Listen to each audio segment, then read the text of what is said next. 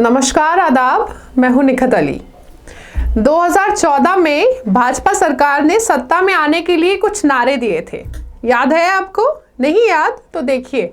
बहुत हुई महंगाई की मार, अब की बार मोदी सरकार। एक और देखिए जो सबसे खास है, बहुत हुई जनता पर पेट्रोल डीजल की मार, अब की बार मोदी सरकार।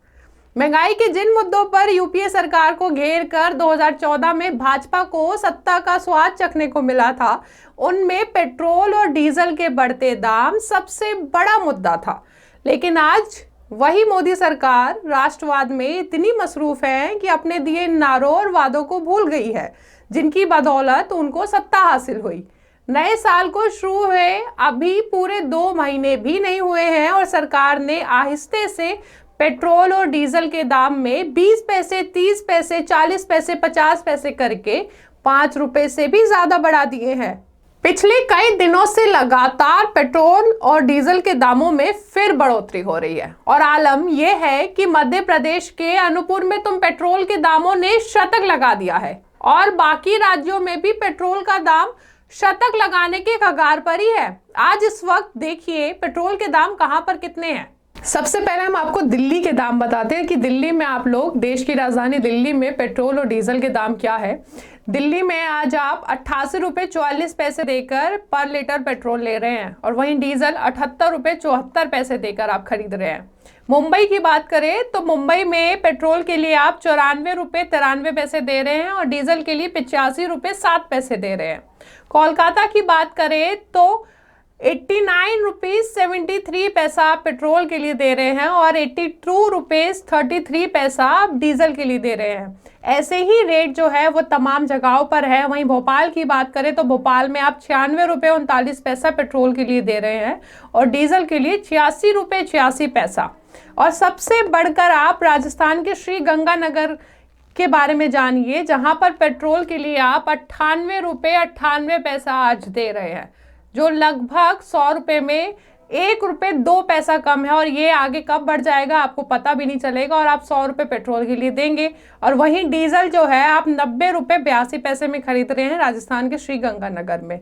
वहीं जयपुर में भी आप 94 रुपये 86 पैसा पेट्रोल के लिए दे रहे हैं और डीजल के लिए 87 रुपये 4 पैसा। और रांची में 86 रुपये 44 पैसा दे रहे हैं आप पेट्रोल के लिए और डीजल के लिए 83 रुपये 27 पैसा। आपने पेट्रोल डीजल के दाम देखे, अब जरा मोदी जी को सुनिए। 24 मई 2012 में मोदी जी कुछ कह रहे थे, सुनिए जरा। का रिपोर्ट कार्ड के कुछ ही घंटों में उन्होंने देश में जिस प्रकार से पेट्रोल के दाम बढ़ा दिए, ये दिल्ली सरकार की शासन चलाने की नाकामयाबी का जीता जागता सबूत है। देश की जनता के अंदर भारी आक्रोश है और इसके कारण और भी चीजों पर बहुत बड़ा बोझ होने वाला है, सरकार पर भी बहुत बड़ा बोझ होने वाला है। मैं आशा करूंगा कि प्रधानमंत्री जी देश की स्थिति को गंभीरता से लें और पेट्रोल के दाम बढ़ाए हैं उसको वापस करें। ये बातें मोदी जी प्रधानमंत्री बनने से पहले कह रहे थे, लेकिन प्रधानमंत्री बनने के बाद बदले बदले नजर आ रहे हैं। पेट्रोल और डीजल के बढ़ते दामों का जिक्र मोदी जी तो क्या, अब उनकी पार्टी का कोई नेता भी नहीं करता हुआ दिखता। वो नेता जो आज बड़े बड़े मंत्रालय संभाल रहे हैं, वो कभी इन्हीं बढ़ते दामों पर, महंगाई को लेकर सड़कों पर प्रदर्शन करते नजर आते थे और यूपीए सरकार को महंगाई की याद दिलाया करते थे। लेकिन आज खामोश है। शायद उनकी नजर में सब चंगा होगा, लेकिन यहाँ आम जनता परेशान हो रही है। बेरोजगारी अपने चरम पर है और ऐसे में मूल जरूरतों में इतनी महंगाई जनता को रुला रही है। आप जानते हैं कि आज 2020 में एक्साइज ड्यूटी के नाम पर आप केंद्र सरकार को कितना पैसा दे रहे हैं। जहां 2014 तक यूपीए डीजल पर मात्र 3 रुपये 56 पैसे एक्साइज ड्यूटी लेती थी, वहीं आज एनडीए ने 6 सालों में इसे 800% बढ़ाकर 31 रुपये 83 पैसा तक पहुंचा दिया है। आप मुझे बताइए कि इन 6 सालों में क्या आप में से किसी की सैलरी 800% बढ़ी है? अब जहां 2014 में आप पेट्रोल पर 9 रुपये 48 पैसे एक्साइज ड्यूटी देते थे, अब आप आज 32 रुपये 98 पैसे दे रहे हैं। यहाँ यूपीए सरकार का आंकड़ा बताने का मकसद था कि ये वो वक्त था जब देश की जनता ने इसे महंगा समझकर मोदी सरकार को अपनी उम्मीद समझा था और 2014 में चुना था।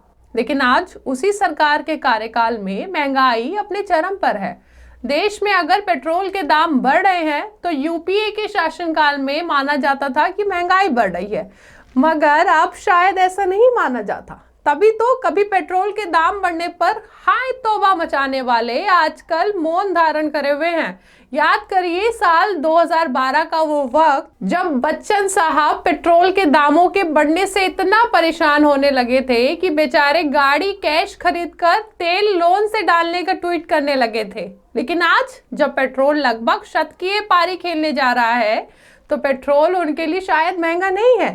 खैर, अपना अपना नजरिया है, बाकी आप सब समझदार हैं। इन्हीं जैसे एक दूसरे सितारे अक्षय कुमार का क्या कहना। एक वक्त ऐसा भी था जब उन्हें भी पेट्रोल इतना महंगा लगता था कि बेचारे साइकिल से यात्रा करने का ट्वीट करने लगे थे। मगर आज जब पेट्रोल 100 रुपए के आसपास पहुंचने वाला है तो मजाल है एक सवाल पूछ ले।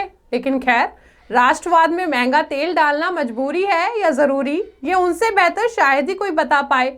इन सब के बीच में एक नाम ऐसा भी है जिनका जिक्र करना बहुत जरूरी है। हम बात करें अनुपम खेर की। 2012 का वक्त था जब उनका ड्राइवर भी काफी लेट आया।